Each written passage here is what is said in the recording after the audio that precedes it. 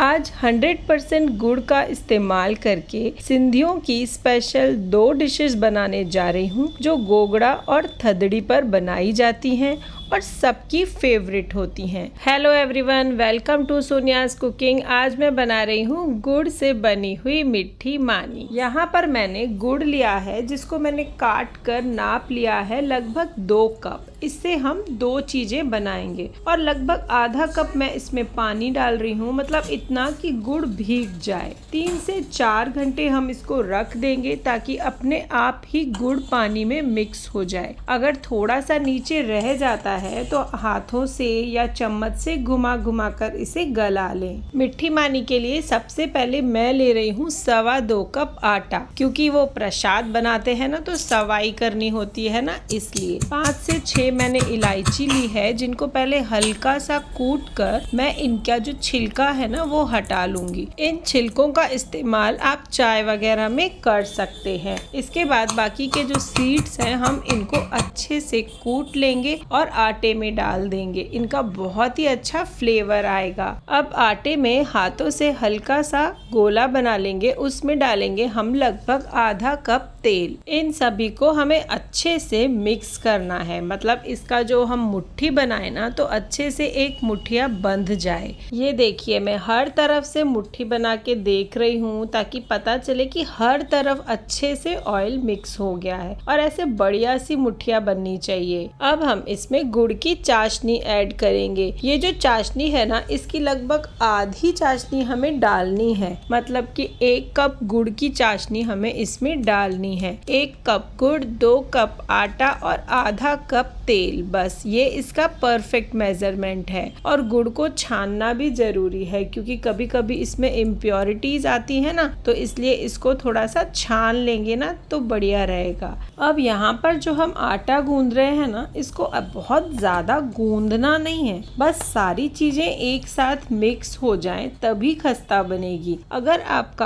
आटा परफेक्ट बनेगा ना तो आपकी मीठी मानी बहुत अच्छी बनेगी। क्या आप मुझे कमेंट करके बताएंगे कि आपके यहाँ इस मीठी मानी को क्या कहते हैं? क्योंकि कई लोग मीठी मानी, मीठी कोकी, मीठा लोला, मीठी रोटी भी कहते हैं। इतने आटे से लगभग 5 मीठी मानियाँ बन जाएंगी और इसके अलावा पूजा के लिए अखड़ियाँ बनकर तैयार हो जाएंगी। अब हमें इन्हें बेलना है। बेलने के लिए मानी को बार बार उठाना नहीं है, चकले को घुमाते जाना है और नीचे की तरफ मतलब दबाते हुए बेलना है। क्या आप मुझे कमेंट करके बताएंगे कि आप मेरी रेसिपी कौन सी सिटी से देख रहे हैं ताकि मैं आपका थैंक यू कर सकूं। ये देखिए इतनी मोटी हमें मानी बनानी है, देखा ना आपने। यहाँ पर मैं चाकू से निशान लगा रही हूँ ताकि अंदर तक मानी सिक जाए। कई लोग नहीं भी लगाते हैं तो वो आपके यहाँ जैसा ट्रेडिशन हो आप वैसे फॉलो कर सकते हैं। मानी सेकने के लिए हमेशा मोटे तवे का इस्तेमाल करें, तभी मानी अच्छी बनेगी।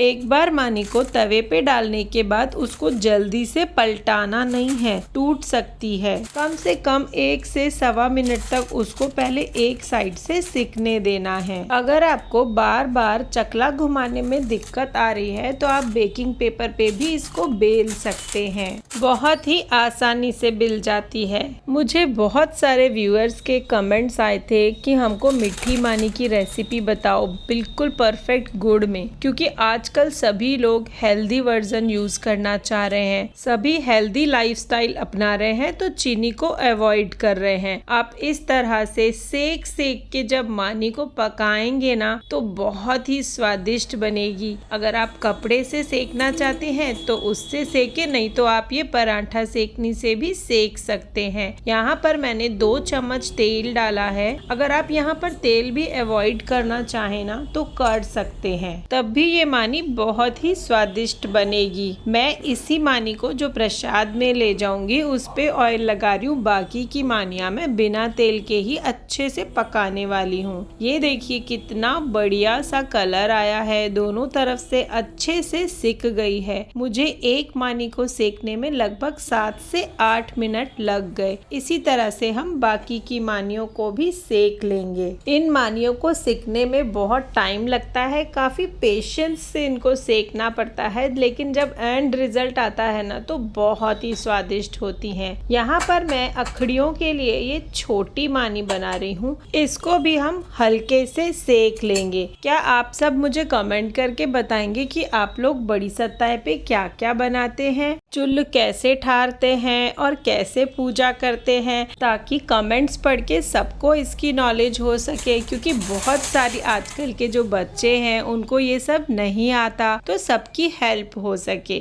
आजकल के बच्चे भी हमारे सिंधी ट्रेडिशंस को फॉलो कर सकें। अब मैं यहाँ पर बना रही हूँ छोटी छोटी अखड़ियाँ। यहाँ पर मैंने जो एक छोटी सी मानी पकाई थी ना, उसमें ऐसे हम कच्ची सी ये गोले रखेंगे। 7 अखड़ियाँ बनाई जाती हैं जो पूजा के काम आती हैं। इन अखड़ियों को पूजा में डालने से पहले आँखों पर लगाया जाता है। इन मिट्टी मानियों को आप 1 से 2 हफ्ते तक स्टोर करके भी रख सकते हैं। अब हम अपनी दूसरी रेसिपी स्टार्ट करते हैं, जिसके लिए मैंने यहाँ पर सूखा नारियल लिया है। लगभग 2 टेबलस्पून सूखा नारियल मैं काट लूंगी। इसके अलावा मैंने ली है थोड़ी सी किशमिश और मैं ले रही हूँ 15 बादाम, जिनको मैं हाफ में कट कर लूंगी। 4 से 5 इलायची को कूट कर उसका छिलका हटा देंगे और बाकी के जो सीड्स हैं उनको हम पाउडर बना लेंगे। मैं बनाने जा रही हूँ सिंधी स्पेशल मीठा पोहा, वो भी गुड़ में। मैंने यहाँ पर लिए हैं 2 कप पोहा, थोड़े से ऊपर सवाई के लिए डाले हैं। अच्छे से इन पोहों को मैं पानी के साथ धो लूंगी। यहाँ पर मैंने पतले पोहे लिए हैं, वो जो मोटे वाले आते हैं ना, वो नहीं लिए हैं। पानी निकाल लेंगे और भीगने छोड़ देंगे। एक कढ़ाई में मैं ले रही हूँ 2 टेबलस्पून घी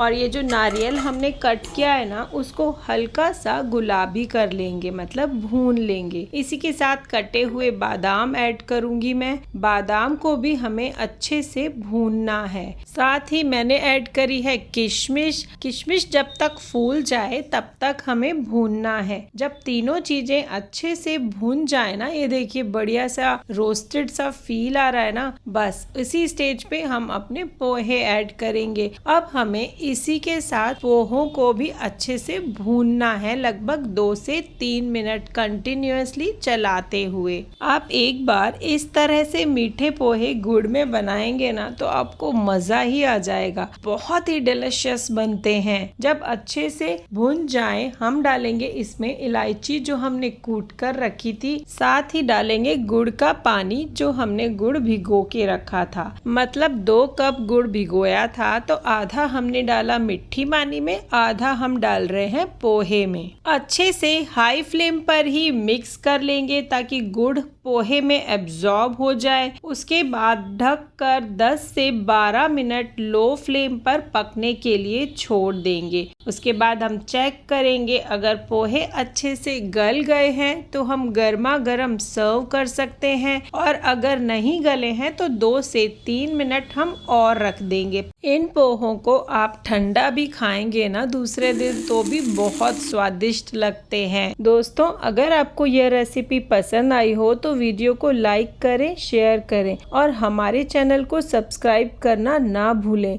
नए वीडियो के अपडेट के लिए बेल आइकन को भी जरूर दबाएं। और हाँ, कमेंट में हमें बताएं कि आप थदड़ी और गोगड़े पर क्या क्या बनाते हैं और कैसे कैसे पूजा करते हैं। अरे वाह, यम्मी।